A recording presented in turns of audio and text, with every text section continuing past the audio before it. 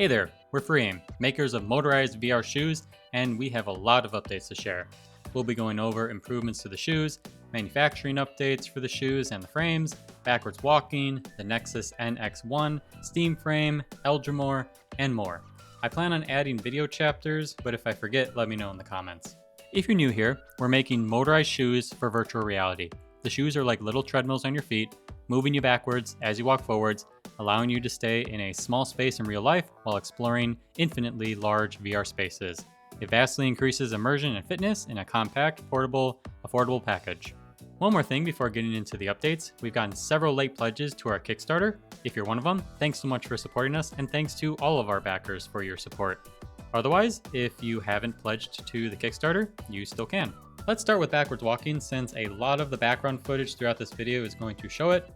I'll mostly just let the footage speak for itself, but I do have a few things that I want to add. This is the first iteration of backwards walking, and it's already working pretty well, but I'm using the hex frame while it's being actively developed, and this is initial testing. We're going to keep improving it. For example, we want to make transitioning between forward and backwards walking a bit smoother, and as we go, we'll share updates. Next, I'll briefly mention that we've made improvements to the shoes. We talked about this in a Kickstarter update last month, but didn't make a video about it. So over the past couple months, we've made improvements focused around repairability, robustness, and comfort. For example, moving parts like the wheels, belts, and even the motors can be swapped out without disassembling the rest of the shoe. And we've enhanced our custom motors in the VR shoes. They're more powerful now, more robust, and more responsive. J-Bar VR actually mentioned this in a video that he made about the Sim Gaming Expo. So if you want to hear what he has to say, make sure to go check out his channel. Now let's talk about manufacturing, specifically for the VR shoes. I'll talk about the frames in a bit. For the shoes, many of the parts are finalized and ready to have molds made, with some we're still making tweaks to, and a few other parts are being made now, kind of in the pre-production phase.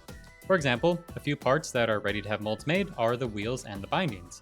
A few parts that are being made right now are the front and rear straps. As you can imagine, there's a lot of upfront work before most of the parts are made, but we're working closely with our manufacturing partners to ensure that the manufacturing goes smoothly. For the frames, our manufacturing partner has made functional samples, and we're working closely with them to make a few tweaks and improvements. Once they're finalized, they'll be painted, and the frames will be shipped to us for final evaluation. Lastly, for manufacturing, we've been testing out a bunch of different kinds of tiles. You probably noticed in the footage that I'm walking on a set of tiles. These tiles allow the shoes to be used in a room that only has carpet, and they are also excellent just to have on a hard floor too. The tiles can be pulled apart easily so that they can be stored compactly along with the rest of the system. Next, 1HMX has recently revealed something that they've been working on for a while, the Nexus NX1, and our VR shoes are a part of it. It includes haptic gloves, the Virtuix Omni 1, and of course our Freeaim VR shoes for total immersion and full body capture. I know most of you are consumers, so I will mention that this is an enterprise level product, but regardless, I hope seeing something like this excites you. Ashley and I got to try the system out, and it's very immersive, and it gives that Ready Player One feel. And even though it's a business product, it helps with our consumer launch too. They've been giving us lots of useful feedback on the shoes, much of which we've incorporated into the consumer design, so all of our backers and future customers will get those improvements too. It will also help Freeaim grow. We're still a very small startup, and with more growth, we will be able to do a lot more quickly. Next, I'll briefly mention that I got to play Eldramoor. If you haven't heard of it, it's a VR MMO that is planned to be released in December of 2026, so next year. The studio behind it is Resolute Games. They also had a successful Kickstarter this summer. I'm going to make a separate video and probably a few shorts where it's just Eldramoor gameplay, so I won't say too much here, but I will say that I think development is progressing nicely, and I enjoyed running around and fighting the monsters and exploring the different biomes. In particular, I really like the spellcasting, where you have a book and you need to select specific runes in a specific order to cast different spells. I really am looking forward to playing the game when it's populated with lots of players. I think it's going to be a really good social experience. There's lots of social activities, and overall, it gives me nostalgia of when I was a teenager and played way too much World of Warcraft. Next, let's talk about the Steam frame. We're very excited about this announcement. We hope that it gets more people into VR, which helps not just us, but the industry as a whole. Plus, it's launching early next year, and as all of you know, we plan on starting to ship to backers around Q1 early next year, so around the same time. So maybe some of the hype around the Steam frame when it's actually being shipped out will also help us. We plan on supporting the Steam frame. Looking at the developer documentation, there shouldn't be an issue to support it.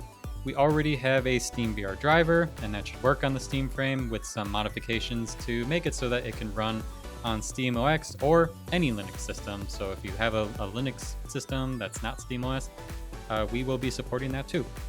Of course, we won't know for sure that everything works until we get our hands on a Steam frame. We're signed up as Steam developers, and we have requested some early units, so we'll see if we can get anything early. Next, I just wanted to mention that we went to the Sim Gaming Expo in September and just wanted to show some footage of that. Overall, it was a lot of fun, and a lot of the people who were attending there aren't super into VR, it's a Sim Expo, but they still enjoyed using the system. Plus, it's always nice to be able to test the shoes out with a lot of different people, and especially with total beginners to VR, it really helps us get some feedback and improve the shoes. Lastly, CES isn't that far away.